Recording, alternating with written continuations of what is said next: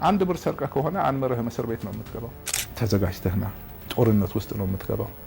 አንድ አመት ውስጥ ቤት አስረክባለሁ ብዬ ቃል ገብቻለሁ፣ ቅጣት አለብኝ። ሳምሶን ማሞ 300 ሺህ ብር ገዝቷል፣ 1 ሚሊዮን ብር ክፈሉኝ ብሎ ፊት ለፊት ልክ እንደ እግሬን ሰቅዬ ቁጭ አድርጎኝ 1.4 ቢሊዮን ብር ዘርፎ የተሰወረው ብሎ አለ። እንዴት አይምሮ ያለው ሰው የሚያደርጋል? ሄደው ፖሊስ ጣቢያ ከ20 በላይ ደብዳቤ ጽፌያለሁ። ኧረ እባካችሁ የኤርሚያስ ኩባንያ አይደለም፣ የኤርሚያስ ችግር አይደለም፣ ዘርፌ ቢሆን ነበር የኔ ችግር። መንግስት ቆሞ እያየ ነው። ማዕከላዊ ተመርዣለሁ። ቤት ገዢው ቤቱን እንዲያገኝ በቃ እኔም በሰላም በቃ እንደ ስሜ ተስተካክሎ ለመኖር ነው። እዛ ጋር ግን በቃ ተደራጅቶ ለዘረፋ ቆመዋል። መንግስት ደንዝዟል። ከስርዓት ውጭ ስለሆነ የሚሰራው ማንም ስልጣን ያለው ሰው ራሱን የቻለ መንግስት ነው። መቶ ጥሩ ነገር ሰርተህ አንድ መጥፎ ነገር ያንን መቶን ያጠፋዋል። ሂደት ነው፣ እሱ ችግር የለውም እዚህ ላይ። ስለዚህ አክሰስ ሪል ስቴት አሁን ከጀመርኳቸው ሜይ ቢ የመጨረሻው ኩባንያ ነው። እሱን ስጀምር ኦልሬዲ አክሰስ ካፒታል እዚህ ጋር ትልቅ ስራ አለ፣ ዘመን ባንክ ትልቅ ስራ አለ፣ በግል የምሰራቸው ነገሮች አሉ።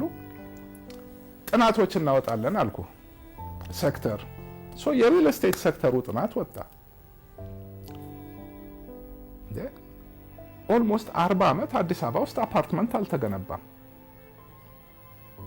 የአዲስ አበባ ፖፑሌሽን ደርግ 17 ዓመት አንድ ፎቅ አልሰራም ለመኖሪያ ቤት ብሎ። የግል ኩባንያ የለም፣ የግል መሬት የለም። ለወታደር ምናምን ሰርቶ ይሆናል። ኢህአዴግ ገባ። ለመጀመሪያው 10 ዓመት ገና ምን እንደሚያዝ ምን እንደሚጨበጥ የመሬት ፖሊሲ የምን ገና ነው። ሪል ስቴት ኩባንያዎች ተፈቀዱ። ከዛ ደግሞ ሲጀምሩ ሁሉም የመጀመሪያ ጊዜ ዲቨሎፐር ነው። ነጋዴ የነበረ ሰው ዘው ብሎ ሪል ስቴት ገባ። አንድ ሞዴል ነው የሚያውቁት። ከአዲስ አበባ ውጭ ሁሉም 500 1000 ሜትር ካሬ ላይ ቆንጆ ቪላ ይሰራል። 90% ሽያጩ ዳያስፖራ ነው። የአዲስ አበባ ፖፑሌሽን ያኔ ሜቢ 200 300 ሺህ ሰው ከነበረ አሁን እኮ ኦፊሻል 3-4 ይላሉ። 10 ሚሊዮንም ሊደርስ ይችላል የአዲስ አበባ ፖፑሌሽን። ይሄ ሁሉ አድጎ መንግስት በቅድ የተወሰነ ኮንዶሚኒየም ሰርቷል። 150 ሺህ የተመዘገበው ወደ 1 ሚሊዮን ሰው አለ ማለት ብር ከፍሎ፣ ግን አፓርትመንት የሚሰራ የለም። እንዴ ምን ማለት ነው ይሄ? በሰፊው አንደኛ በሰፊው እንሄድበታለን። ለምን ማንኛውም ቢዝነስ ጅምላ አካሄድ አለ፣ ችርቻሮ አካሄድ አለ። ጅምላ ከብዛት ትንሽ ትርፍ ነው። ችርቻሮ ትንሽ ነው የምትሸጠው፣ ትልቅ ትርፍ ትፈልጋለህ። የኛ ሀገር ስራ ሁሉ ችርቻሮ ነው። ሪል ስቴቱን ለመጀመሪያ ጊዜ ውጭ ሀገር ያየሁት የለመድኩት ካሊፎርኒያ ሪል ስቴት አንዱ ሴክተር ነበር ከበር የማደርገው። በጅምላ ነው አካሄድ። እዛ ያሉት ኩባንያዎች እኮ በአመት 10,000-15,000 ሺህ ቤት እንደ ፋብሪካ ነው የሚያመርቱት። ያንን ነው ያለምኩት። በብዛት ትሄዳለህ፣ ዋጋ ትቀንሳለህ፣ ገበያውን ለመያዝ ኮስትህንም ትጨምቃለህ፣ ከቮሊዩም ጋር የሚመጣ ስኬል አለ በሚል ብር ፍለጋ አይደለም እንዴ። ከተማ ውስጥ አፓርትመንት ሰርተን ማሳየት አለብን። አውቀዋለሁ ያ ጥሩ ከሆነ ማት ሰው ይገባበታል። ይሄን ስራ እየሰራው የዛ ድርጅት ስራ አስኪያጅ መሆን እንኳን እቅድ አልነበረኝም። ድርጅቱን አደራጅቶ ስራ አስኪያጅ ከየት ላምጣ? እኔ የማወራውን ነገር ተረድቶ ያንን ወደ ተግባር ቀይሮት እንዴት እንደምንሄድ ካፒታል የተወሰነ ሰብስበናል። ሳልፈልግ የመጀመሪያውን ፕሮጀክት እኔ ላስጀምረው ብዬ ገባሁበት፣ ኒያላ ሞተርስ ጋር ያለውን። ከዛም በቃ 300 ቤት ነው፣ 150 ሜትር ካሬ ነው። በሜትር ካሬ 6000 ብር 950 ሺህ ብር ነው የተሸጡት እነሱ ቤቶች።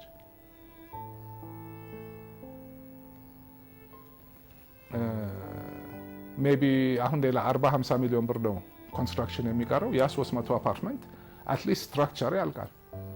150 ሜትር ካሬ በዛጋ በ20 ሺህ ብር እንኳን ብትይዘው 3 ሚሊዮን ብር 4 ሚሊዮን ብር ያወጣል ያለ ፊኒሽንጉ። ገበያው ልክ ካሰብኩት በላይ ውፍ ግንባታ ጀምረን ጥሩ እየገነባን ነበር የምንሸጠው። እንዴ 3 ወር 4 ወር ተሽጦ አለቀ። እንዴ ይሄ ገበያ ካለማ በቃ ቀጣዩ ነው ቮሊዩም ነው የምንፈልገው። ሲኤምሲ ገባን፣ አያት ገባን። የመጀመሪያዎቹ 3 ሳይቶች የሊስ መሬቶች 1200 ደንበኛ እዛ ላይ ነው ያለው። ከዛ ግንባታ በደንብ ተጠናክሮ እየሰራን ነበር። ሰው የገባም እኮ ሲያዩን ኒያላ ሞተርስ ጋር በ3 ሳምንት አንድ ፍሎር እንወጣለን። ሲኤምሲ ጋር ማታ ሁሉ ይሰራል። 3 የመጀመሪያ ሊስ መሬቶች ነበሩኝ። 1200 ቤት ገዢ እዛ ላይ ነው ያለው። ትላልቅ የአያቱ 50 ሺህ ነው፣ ሲኤምሲ 8 ሺህ ነው፣ ይሄኛው 9 ሺህ ነው። ፎቆች ናቸው። እንዲህ ስራ ላይ ሆነን አንድ ቀን መሃል ሶስቱም ሳይት ላይ ኢሚዲየት ግንባታ አቁሙ የሚል ከመስተዳደሩ ደብዳቤ ይመጣል። ከ1000 በላይ ሰራተኛ እየሮጠ ነው።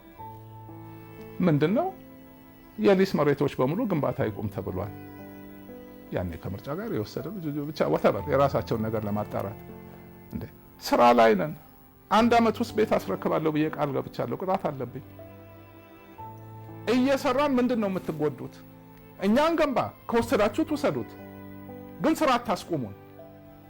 መሬቱን እንደማትወስዱት እናውቃለን። ሪስኩን እንወስድ። ስራ ማቆም አንችልም። በፍጹም ታገዷል። አንድ ሰው እንዳይገባ 6 ወር። እዚህ መሃል የመጀመሪያው ሳይት ኖርማል ኮንስትራክሽን ነው። ለዚህ ነው ተገንብቶ የምታየው። ብር የሚከፈለው ከግንባታ ጋር እየታየ ኮንሳልተንት እያየ ነው። ከዛ በኋላ ያሉት ፕሮጀክቶች በብረት እንሰራለን በሚል አዲስ ቴክኖሎጂ ይዞ የመጣ ኩባንያ አለ በሚል ፍጥነት ስላለው 1 ዓመት ማለት የጀመርኩት ከዛ በኋላ ነው። የጀመሪያው ላይ ዓመት አላለም። ብቻ በአዲስ አሰራር እንገባለን። ተገጣጣሚ ቤቶች ማለት ነው። በብረት ተገጣጣሚ ባይሆንም ብቻ ያው ፋብሪካ ተመርቶ የሚገጠም ፍጥነቱን ለማግኘት ብረቱ ከውጭ ስለሚመጣ እንደ ኖርማል ግንባታ እያየህ አይደለም ብር የምትለቀው። ቁፋሮ ስጨምር ብረቱ መታዘዝ አለበት። ፋውንዴሽን ስጨርስ ብረቱ እዚህ መሆን አለበት። ፋብሪኬት አለውዛ ጊዜውን አይጠብቁም። 270 ሚሊዮን ብር የሲኤምሲ እና የአያትን ፕሮጀክቶች የሚሸፍን ብር ለኮንትራክተር ለቀቁ። ያ ካልሆነ አይሰራም አሰራሩ። ለፍጥነቱ፣ ለጥራቱ፣ ለምኑ ለጥሩ ሁሉ ነገር የምትከፍለው ዋጋ ቀድመ ብረቱን ማዘዝ አለበት ሀገር ውስጥ ስለሌለ። ያ ብረት ገብቷል። የኛ ግንባታ ቆሟል። እዚህ መሃል ብሩን የሰጠውት ኮንትራክተር ከሜቴክ ፕሮጀክት አገኘው ብሎ የኛን ብረት በሙሉ ወስዶ እዛ ይገነባበታል። ይከፍሉኛል በሚል ላንተ የታዘዘው ማለት ነው። ያንተ ካምፓኒ የኔም ብረት አዎ፣ የራስህን የከፈልክበት ነው። አዎ ኦፍ ኮርስ ያው ቤት ይሰሩና ብሩ ላይ ከፈሉ። 6 ወር ቆይቶ በሉ ስራ ጀምሩ ሲባል ጀምሩ ስላቸው ብር ስጠኝ አሉ። እንዴት ምን አሁን ያልኩን ነገር ነገሩ። ሜቴክ ብር አልከፈለንም ነው። አዎ እዚህ መሃል ሪፖርት እንሰራለን። ኢንፍሌሽን 42% ገብቶ ነበር። በዓለም አንደኛ ነን። በትልቁ ሪፖርት አድርገነው ነበር። ዲቫሉዌሽን እየመጣ ነው። የተሰበሰበ ብር ማዕት ይዤ ቁጭ ብያለሁ። መቼ እንደሚለቁኝ አላውቅም። እንግዲያውስ the only thing እዚህ ሀገር ምንም ባንክ አካውንት 4% ነው። ዞሮ ዞሮ ጥሬ ዕቃ ነው ለኛ መሬት። ሽያጭ ደግሞ ጥሩ ነው። ስራ ሲጀመር እነዚህም ቢሆኑ ጥሩ ፕሮጀክቶች ይሆናሉ ብዬ መሬት መግዛት ጀመርኩኝ። የግል መሬት ደግሞ የሊስ አሁን ከሊስ መሬት ወደ አንደኛ ሊስ እኛ ስራ አልጀመርንም። ሊስ በሚሰጥበት ጊዜ የከተማ መሀል መሬትም አያወጡም ነበር። የሊስ መሬት ከወሰዱ ሰዎች ጋር ጆይንት ቬንቸር ነው ስራ የገባ ነው። አሁን የሊስ መሬት እንዲህ አይነት አደጋ ካለው እንግዲያውስ ሁለተኛ የሊስ መሬት አልፈልግም በሚል ከዛ በኋላ የግል መሬት ግዢ ውስጥ ገባ። 2000 1000 ሜትር ካሬ ወዲያው ባንሰራበትም ያ መሬት ዋጋ ጨምሮ እንደሚጠብቀኝ ያውቃለሁ። ወደ 400 ሚሊዮን ብር መሬት ላይ ፈሰስኩኝ። 1.4 ቢሊዮን ብር ተሰበሰበ አይደለም። ኦቶማቲክሊ ማወቅ ያለብህ 200 ሚሊዮን ብር ቫት ነው የገባው፣ መንግስት ካዝና ነው የገባው። 270 ሚሊዮን ብር ለኮንትራክተር ነው የሰጠሁት ብረት ለሚሰሩት። ወደ 400 ሚሊዮን ብር መሬት ላይ ውሏል። ኒያላ ሞተርዝ የተሰራበት ራሱ ወደ 240 ሚሊዮን ብር ነው። ሂሳቦቹ በሙሉ ከዛ ያው ለአሰራርም ለምንም የወጡ ነገሮች አሉ። ግን ዞሮ ዞሮ ኦዲት ተደርጎ ሂሳቡ ላይክ ተወራርዷል። ችግር ቢኖር እኔ እዚህ ቁጭ አልልም ዛሬ። ማዕከላዊ እኮ 4 ወር ነው ታስሬ የፈታሁት። አየር ላይ ታስሬ ማለት ያለ ምንም መረጃ እዛው ኮሚቴ ላይ እኔ ማን እንደሆነ አውቃለሁ። አሁን አውቄዋለሁ። አንድ ጉልበተኛ አለ፣ 2-3ቱን እዛው አስተባበረ። እንዲህ ተነጋግረው ነው በቃ ሰሩት ያሉ። ለምን እዚህ ጋር ደግሞ ሌላ ድራማ ተፈጥሮ ኦኬ ቆይ ብቻ ትንሽ ቸኮልኩኝ። ሶ መልሶ ግንባታ ጀምሩ ሲባል ብሩን ስራ ላይ ያለው የከፈልኩት አለ ሜቢ ወደ 100 ሚሊዮን ብር እጄ ላይ አለ። ግንባታ ዘግይቷል። አመት ያልኳቸው ሰዎች አሉ። አመት ተኩል ያለ በውላችን መሰረት ደግሞ ማንኛውም ቤት ገዢ በፈለገው ጊዜ ብሬን ስጠኝ ሲለኝ 15% ወለድ ብሩን ከተቀበልኩበት ቀን ጀምሮ አርጌ እሰጣለሁ ብያለሁ። 1 2 3 4 እየተንጠባጠበ ብሬን ማለት ነው። ከዛ እንዲህ እያበጠ መጣ። የመጨረሻው 80 ሚሊዮን ብር እኮ ለቤት ገዢው ነው መልሼ የሰጠሁት። ቀድሞ ብሬን መልስ ስላለ ከዛ ብሩ አለቀ። ብዙ ጊዜ ለሰው እንዲገባው የምሰጠው ምሳሌ ባንኮች ናቸው እዚህ ሀገር ጠንካራ ድርጅቶች አይደለም። ማንኛውም ባንክ ከኮመርሻል ባንክ ጭምር ዛሬ 10% ሳይሆን 5% እዛ ብር ያስቀመጠው ሰው ዛሬ ሄዶ ኢቨን 1 ወር ውስጥ ብሬን አምጣ ብሎ ወጥሮ ቢይዘው ብሩ የለውም፣ ስራ ላይ ውላለ፣ ሰብስቦ ነው የሚመልሰው። አክሰስ ጋር 80 ሚሊዮኑን ሰጠን። ከዛ ደግሞ ያው ሰው ፖስቴት ቼክ ሰጠን። ያው በፕሮግራም የሚከፈል የተወሰነ ገቢ አለ። እዛ መሀል ያው እንግዲህ ቼክ መሰጠት የለበትም ሲጀመር። አንድ ሰው በፍጹም ቼኮቹም ከሂሳብ ክፍል ነበር የሚሰጡት። ብቻ አንድ ሰው ቼክ ሄዶ ፖሊስ ጣቢያ አንድ ቀን አሳሰሩኝ ለ300 ሺህ ብር ወዲያው ከፈልን። ከዛ ይሄ ሐሙስ ዕለት ነበር የሆነው። ማክሰኞ ዕለት እንዳጋጣሚ ቢሮ የለውም። ጸሐፊ ስደውል እንደገና ኧረ 3 ሰዎች መጥተዋል ደግሞ እንዳለፈው ጊዜ እንዴ በቃ ችግር አለ መሰለኝ አለችኝ።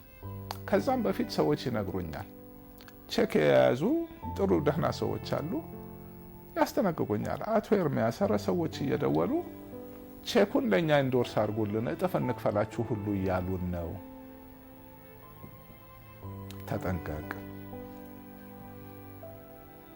እንግዲህ መጠንቀቅ ማለት ምንድን ነው? ቼኩን ሰጥቻለሁ አይሰጥሩ ነበር። ከዛ በኋላ ምንድን ነው የምጠነቀቀው?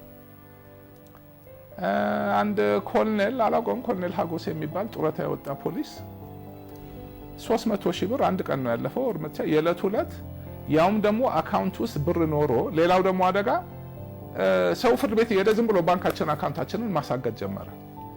ብር እያለን ቼክ ይዞ ሲሄድ ኦልሬዲ ቀድሞ ያገዳለ። ስለዚህ ብሎክት ብላ ስጽፍለት በቃ ባንኩን በጭንቅላቱ አቆመው አሉ።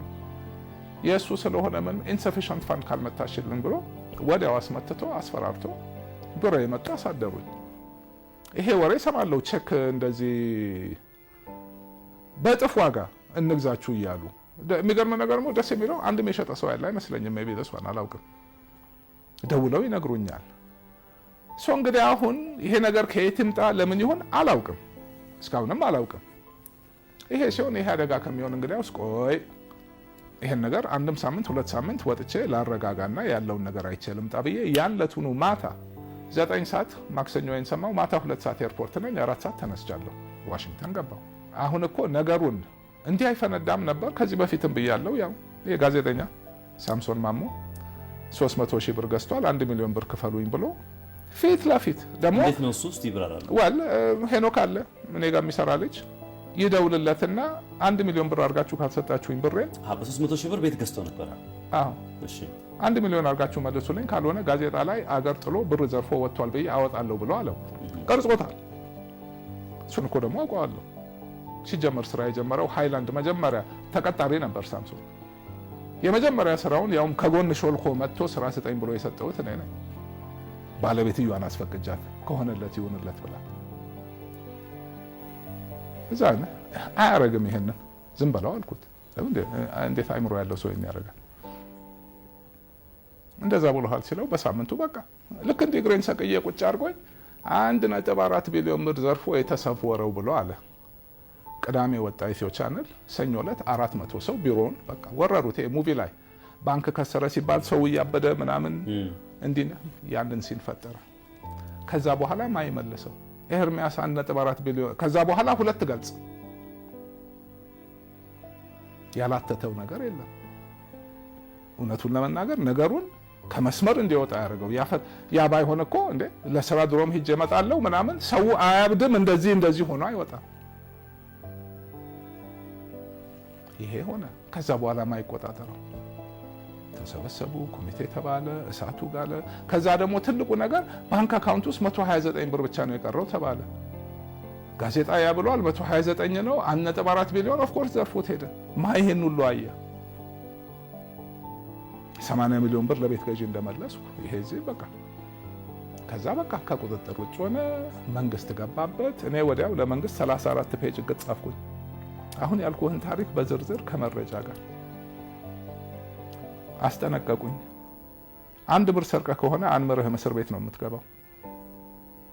ያለህን ንብረት በሙሉ አስመዝግቤ አጣርተው ከለላ ሰጥተውኝ እና የመፍትሄ እቅድ ተመርቶ ተገምግሞ የኢህአዴግ ስራ አስፈጻሚ ኮሚቴ ነው የኔን መግባት የወሰነው። እቅድ ላይ ተመስርቶ ከለላ ተሰጥቶኝ መጣሁ። ስመጣ ተዘጋጅቼ ነው የመጣሁት። ነገ የሚሰራ ዶኪመንተሪ አለ። በፊት የነበረው ቦርድ ቼርማን አሞት ለቆ ይሄድ ነበር። እኔ መሀል ባልነበርኩበት ጊዜ 34 ፔጅ ነው ማስጠንቀቂያ ሰነድ የላከልኝ ምን እንደሚጠብቀኝ መጻፌ ውስጥ እንትን ነው። በቃ ድርጅቱን ለመጥለፍ ተደራጅተው እየተንቀሳቀሱ ያሉ የቤት ገዢ ተወካዮች አሉ። ከቦርዱም ጋር የራሳቸውን ሰዎች ከተዋል። ተዘጋጅተህና ጦርነት ውስጥ ነው የምትገባው ብሎ 34 ፔጅ እስከነ ማብራሪያ እስከነ መረጃ ሰጥቶኛል። ገባሁበት። ቢሮውን ተረከብኩኝ። ዝርዝር ነው ብዙ። ስራ አስኪያጅ የሚሆን ሰው አመጣው። ይሄ ኮሎኔል አብርሃም ትልቁ ስህተት ያጠፋሁት ያው እኔ ትንሽ ሰው ማመን አበዛለሁ። ብዙ ነገር አወራ። እኔ ውጭ ሆኜ ንብረቱ እንዴት እንዳዳና ደግሞ እዚህ ጭቅጭቁን አካባቢ ሰዎቹንም ለምዶ በቃ እነሱን ከያዘልኝ እኔ ባለሙያ ስራውን አሰራለሁ በሚል አደረኩት።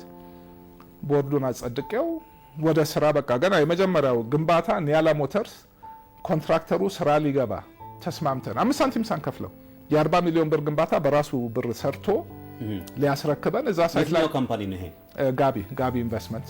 እሺ ሳይቱ ላይ እኮ 100 ሺህ ብር ከፍለው ቤት ያላቸው ሰዎች አሉ። እስካሁን 4 ሰው አለ 100 ሺህ ብር ብቻ አይከፈለ።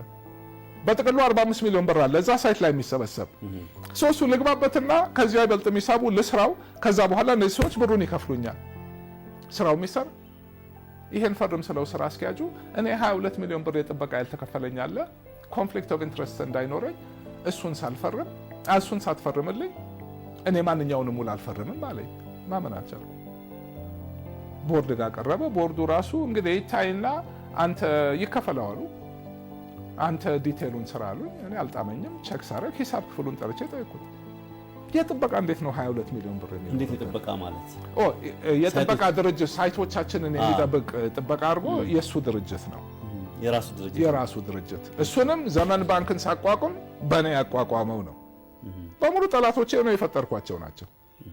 ብዙ ጊዜ ጠላቶችን ራስን የምትፈጥራቸው። አዎ እንዴ ሂሳብ ክፍል እኔ ምናልባት 6 ሚሊዮን ብር የማውቀዋለ ይሄ ቀሪውን አላውቀውም አለኝ። ፍርድ ቤት ሄዶ 11 ሚሊዮን ብር አስፈረደው። አንተ እንደወጣህ ነጭ ወረቀት ላይ አክሰስ ሪል ስቴት የሚል ይሄ ዕዳ አለባችሁ አለ። እሺ ያለብን ተብሎ የነበረው ስራ አስኪያጅ ፈርሞ ማተም አሰጠው። ፍርድ ቤትም የቆመ ሰው የለ። ያንን ነው ያስወሰነው። ከዛ መስሪያ ቤቱ ቼክ ሳደርግ እሱ ጋር የሚሰሩ አንዱ ዘመዱ ነው፣ አንድ ሻምበል፣ አንድ ደግሞ ላይኔ የሚባል መርማሪ የነበረ ራሳቸው አቶ ኤርሚያስ አንተ ጠላትን አታውቅም ይሆና መረጃው በወር የ540 ሰራተኛ ጥበቃ ነበር የሚያስከፍለን። በየወሩ የተሰማራው 120 ነው። በወር 750 ሺህ ብር ይበላል ነበር። እዛ ማንን እንደከፋፈለ ለምን ቼክ እንዳልተደረገ አላውቅም። ይህን ሁሉ መረጃ ከነሱ ፎቶኮፒ ይዤ ለቦርዱ አቀረብኩኝ። አንደኛ ነገር ይሄ ብር ሳይከፈለኝ ውል አልፈርም ማለት ክፈል አላችሁኝ። አጣርቼ የመጣው ይኸውና መረጃው አጭበርብሮናል። አሰናብቱት አናሰናብትም ይሄ አሉባልታ ነው። ይሄውና እኮ መረጃው። አቶ ኤርሚያስ ይሄንን ተውና ወደ ስራ ግባ አሉኝ። እንግዲህ አንድ ቦርድ አባል ነኝ። ገባኝ። አቶ ኑረዲን አለ እዚህ የመንግስት ቴክኒክ ኮሚቴ ሰብሳቢ ራሱ አንድ ችግር ፈጣሪ ግን ደውዬ እንዲህ ነው ብዬ ጠየቅኩት። ክሰሰው አለኝ። እሺ አልኩኝና ቦሌ ወረዳ ፖሊስ ጣቢያ ሙሉ ፋይል ሄዱ፣ መሰከሩ። መስሪያ ቤት ያሉ ሰነድ ሁሉ ገባ።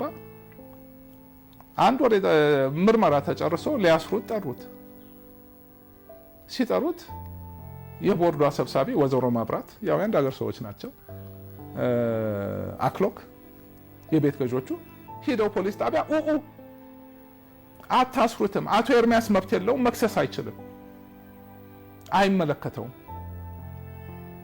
ብለው ይዘውት ወጡ። እሱም ደግሞ የሚያደርገውን አደረገ። መርማሪው እዛ የነበረው መርማሪ ሊያምን አልቻለም። እንዲህ አይነት ነገር አይቼ አላውቅም አለ። አንድ የሆነ ኮማንደር አለ፣ እሱ ነው ያስከስስም ያለኝ አለ ሰርቶ የጨረሰውን ነገር። ከዛ ልክ በሁለተኛው ቀን አስቸኳይ ቦርድ ስብሰባ ጠሩና ዛሬ ካሁን በኋላ ከቦርድ አውርደናል አሉ።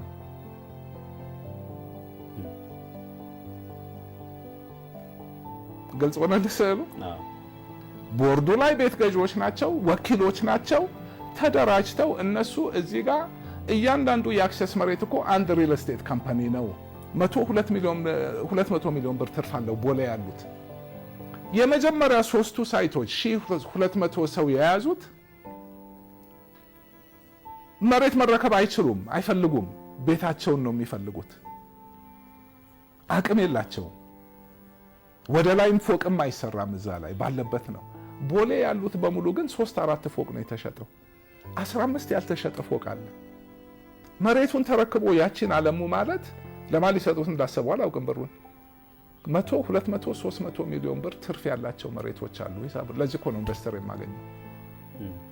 ይሄንን አልመው ኦልሬዲ በቃ ኤርሚያስ መቼም ጊዜ ይመጣል ብለው አላሰቡ። መጣው ያልኩ ሂደት ሆነ። በዚህ ሰው የተጣላን 1 ቻይና፣ 2 ቻይና፣ 1 የአውሮፓ በ2 ዓመት ሰርተን እናስረክብ የሚሉት የሚታወቁ ድርጅቶች ይዤ መጥቼ አናጸድቅም አሉ። ጥፋቱ እዚህ ሁሉ ማን ነው? መንግስት ጉዳዩን ፈታለሁ ብሎ ገባበት። ይሄን ሁሉ እያየ አቶ መኩሪያ ነበር የበፊቱ ኮሚቴ ሰብሳቢ። የቤቶችና ከተማ ልማት ሚኒስትር ምንም ብዙ ያወራል፣ ምንም አይወስንም። ከዛ ደግሞ ግን የሚያስደነግጠው ነገር ያ ኮሚቴ እንዴት ነው ጦርነት ማወጅ የሚችል ኮሚቴ ነው። እዛ ጋር ያለው 7 ሚኒስትር አለ ለዚች ጉዳይ ግልጽ በሆነ መልኩ ችግሩን እንዲህ አስረዳለሁ። ከ20 በላይ ደብዳቤ ጽፌያለሁ። ኧረ እባካችሁ መጨረሻ የባለ አክሲዮኖች ስብሰባ የቤት ገዦቹ ስብሰባ ሊደረግ 3 ሳምንት ሲቀረው አቶ ኑረዲን ደጋግሞ ይደውልልኛል። ይሄን መረጃ ያን መረጃ ስጠኝ። አሁን ዝም ብሎ እዚህ ጋር ስሙን መጥራት አልፈልግም፣ ግን እዛ አብይ ኮሚቴ ላይ ያለ በሚኒስቴር ደረጃ በጣም ከፍተኛ የመንግስት ባለስልጣን ከኮሚቴው ወጥቶ ወርዶ እዚህ ጋር እየደወለ የነገረኝ ቃል ደግሞ የኮሎኔሉን ጉዳይ ለምንድን ነው የማትጨርሰው? ምን እንደምጨርሰው? ኮሎኔሉ ማለት ስራ አስኪያጁ 22 ሚሊዮን ብር የሚፈልገው እሱን ክፈለው ነው። በአጠቃላይ ደግሞ ሰዎቹ መሬት ስጡን፣ የኤርሚያስ እቅድ አልሰራም፣ እኔ ደግሞ እቅዴ ሰርቷል፣ ድርጅቱ አልፈረሰም፣ ወስኑላቸው፣ መሬቱን ይውሰዱት ነው።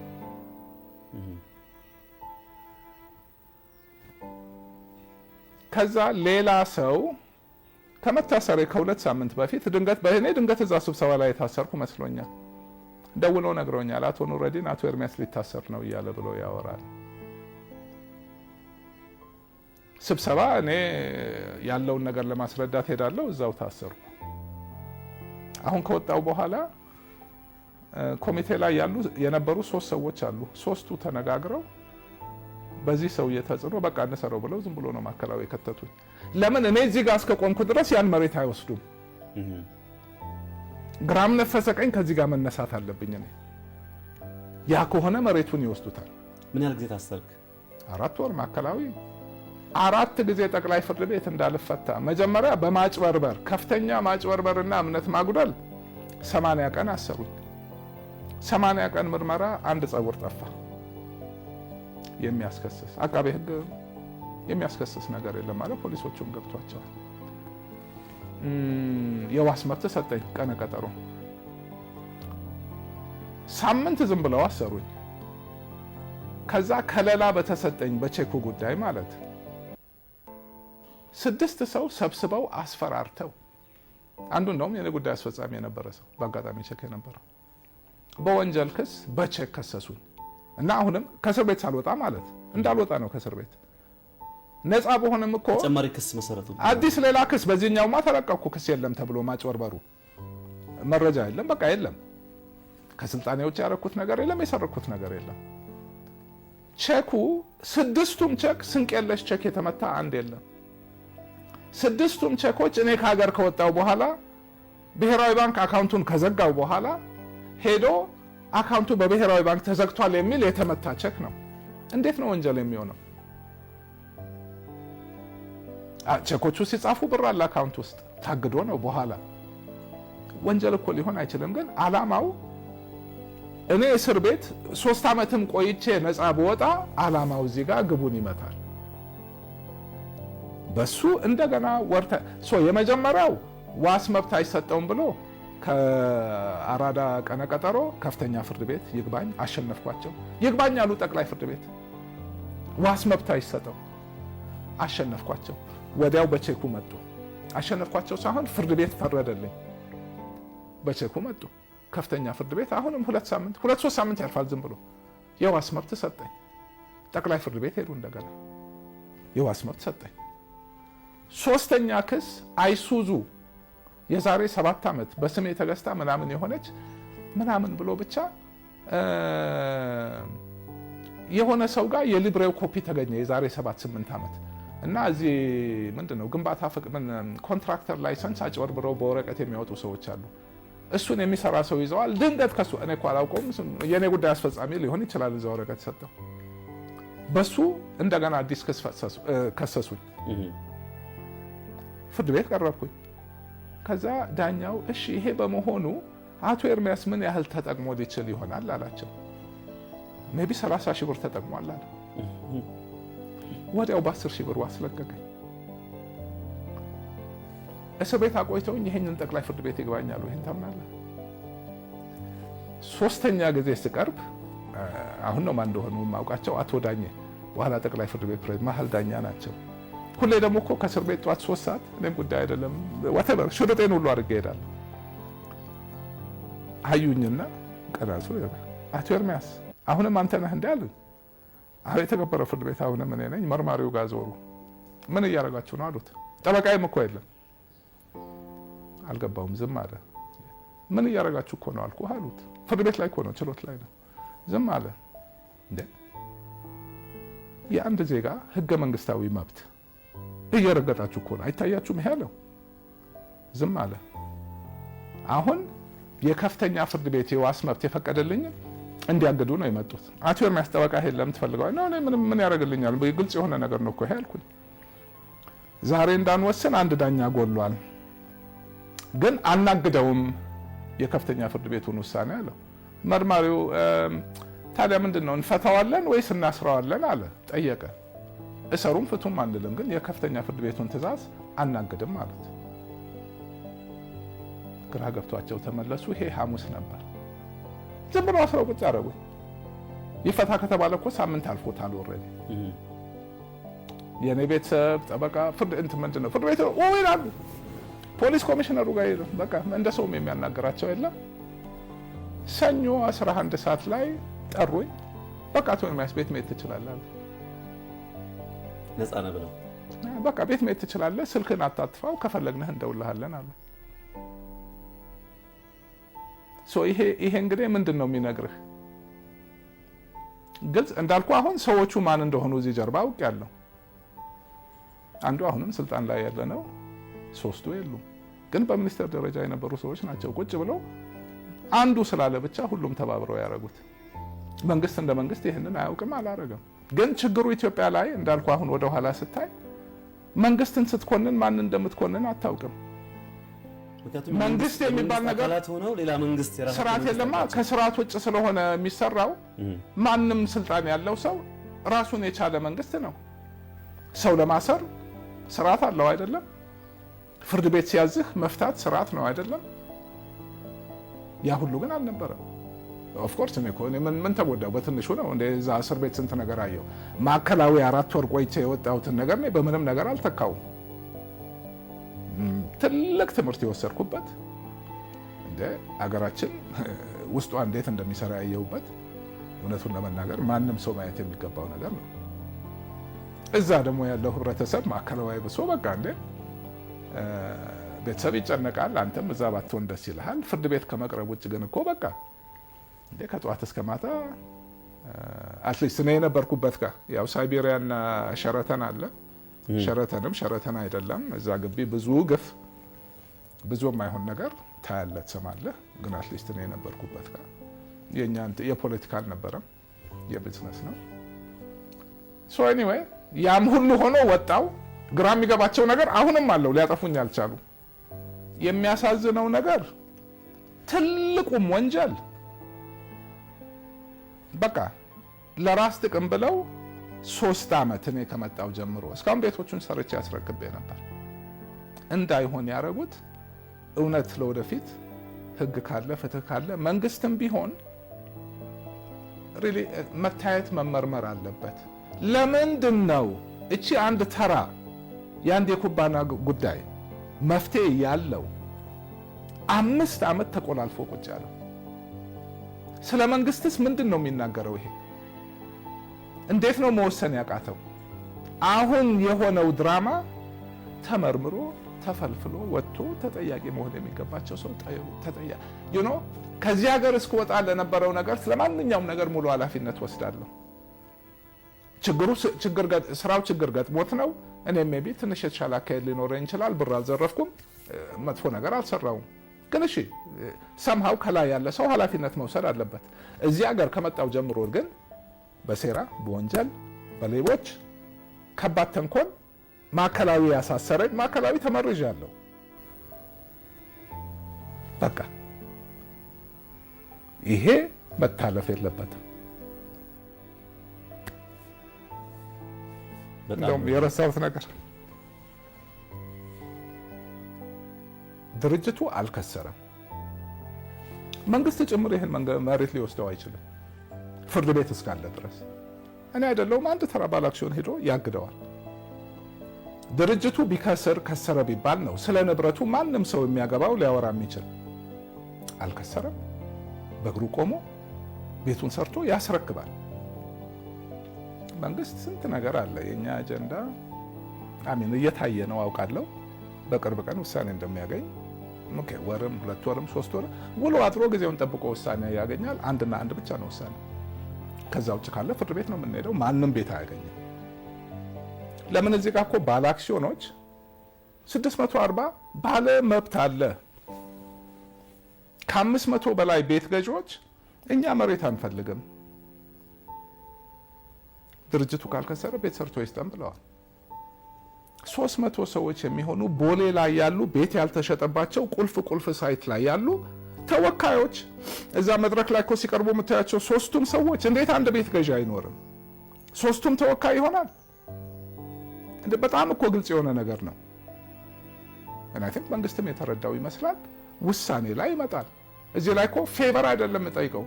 የኤርሚያስ ኩባንያ አይደለም፣ የኤርሚያስ ችግር አይደለም። ዘርፌ በሆን ነበር የኔ ችግር። ይሄ የድርጅቱ ችግር ነው። የተጠለፈ ድርጅት አለ፣ የህዝብ ድርጅት። መንግስት ቆሞ እያየ ነው። ቤት ገዢው ቤቱን እንዲያገኝ በቃ እኔም በሰላም በቃ እንዴ ስሜ ተስተካክሎ ለመኖር ነው። እዛ ጋር ግን በቃ ተደራጅቶ ለዘረፋ ቆመዋል። መንግስት ደንዝዟል።